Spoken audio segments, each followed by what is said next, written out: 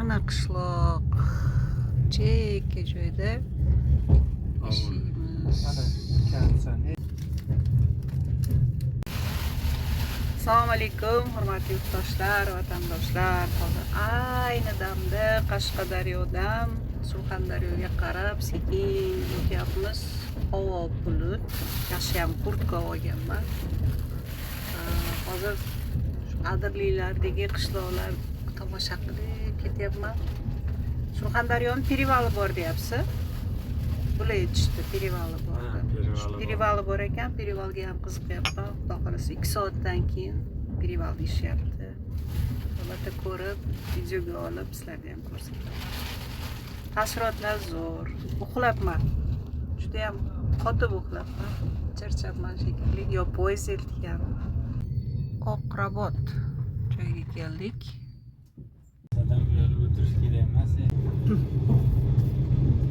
Hozir biz Surxondaryo viloyatining Darband degan qishlog'idan o'tyapmiz. Bu yerda kichik avtostansiya bor ekan. Afsuski, Beeline mobil aloqasida na internet ishladi, na bir antenna chiqib svязь ishladi. 0 Beeline tarmog'i. Juda ko'p qishloqlarda antennalar chiqmadi. Mana hozir ham antenna yo'q. Darband qishlog'idan o'tyapmiz. Chiroyli tabiat ekan, hurmatli yurtdoshlar. Faqat oynagimiz shu qoraytirilgani bo'lmabdi.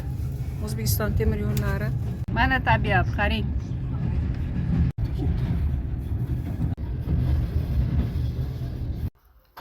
Hozir Darbanddan keyin Boysunga keldik. Temir yo'l stansiyasida to'xtadik. Kegincha jarlik, o'sha pereval, adrenalin, biram chiroyli adirlar. Boysunni yerlaridan sekin o'tyapmiz. Alpomish yurtiga kirib keldik. Chiqmaganmiz-da. Gaz, Boysundagi gaz. Tabiiy boylikda. Hurmatli yurtdoshlar, hozir o'sha Boysun qishlog'idamiz. Boysunda o'sha gaz ana yonib turibdi. Juda ham katta. Balandligi juda katta. Aytishlaricha rahbarlar buni kamaytirgan deyapsizlar. Kamaytirgan ekan. Haligacha yonayotibdi. Juda ham chiroyli peyzaj. Endi bilmadim. Qachondir o'char bu. Oling tepadan ko'rinadi.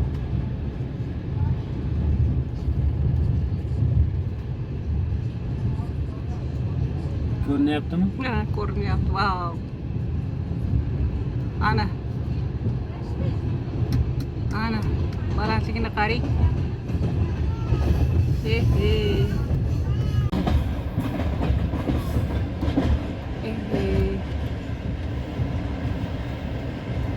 İnsoniyat ba'zan shovqinli shaharlarda, aholi zich yashaydigan shaharlarda, avtomobil to'la shaharlarda, tashvishlari ko'p shaharlardan mana shunaqa cho'li biyobonlarda yursa bahri ochilar ekan. Hozir men shahardan butkul chiqib ketib, hozir kimsasiz cho'llarda yuribman. Va bu o'zini gashti bor ekan. Qandaydir bir sivilizatsiya ham yo'q deb o'tdi. Insoniyat ham yo'q, kam. Qandaydir o'tmishga tushib qolgan deyman. Yaxshi ekan. Shunaqa joylarda yurib, ancha dam olar ekansiz. Maslahatim albatta chiqinglar. Surxondaryogacha Qo'qondan bilet 370 ming so'mga tushdi. Poyezdda baribir qulayliklar katta. Choyi, servislari bor va o'sha hojatxonasi. Yo'lda mashinada qiynalgandan ko'ra poyezdda ketgan afzal ekan. Chunki mashina zakaz qilgan edim va bu fikrimdan bir kun oldin qaytib poyezdda ketishga qaror qildim va afsuslanmadim. Juda ham yaxshi. Dam olib, uxlab ketsangiz bo'ladi. Lekin tabiatiga gap yo'q. Surxondaryoga kirib keldim.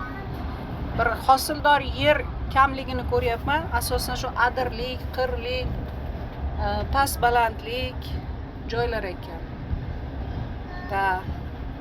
Zo'r. Albatta yuring, sayohat qiling. Maslahatim. Shahardan chiqib keting imkon qadar.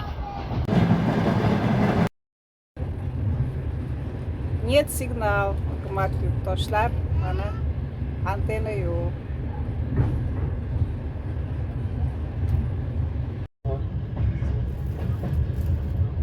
Hozir biz Qumqo'rg'on Rustam Tog'ayev yashaydigan joydan o'tyapman.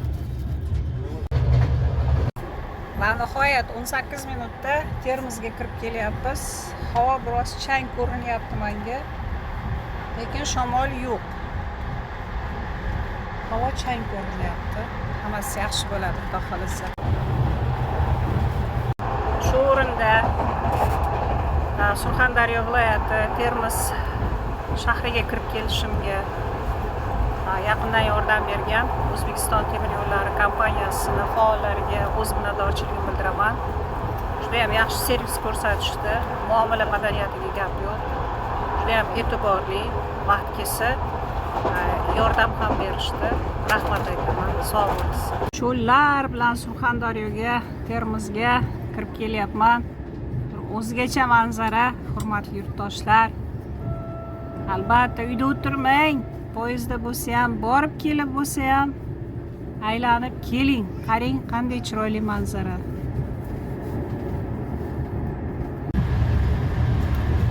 Vokzalga kelib qoldik. Termizga kirib keldim. Xudo xolasa.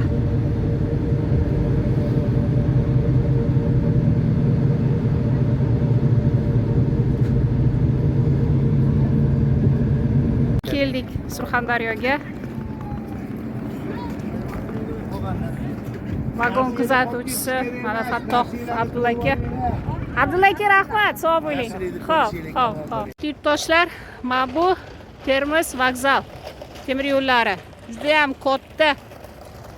Samarqanddan ham katta, bizni Qo'qondan umuman katta. Juda ham chiroyli, obod. Malatsi bolalar, gap yo'q. Xush kelibsiz Termiz shahriga.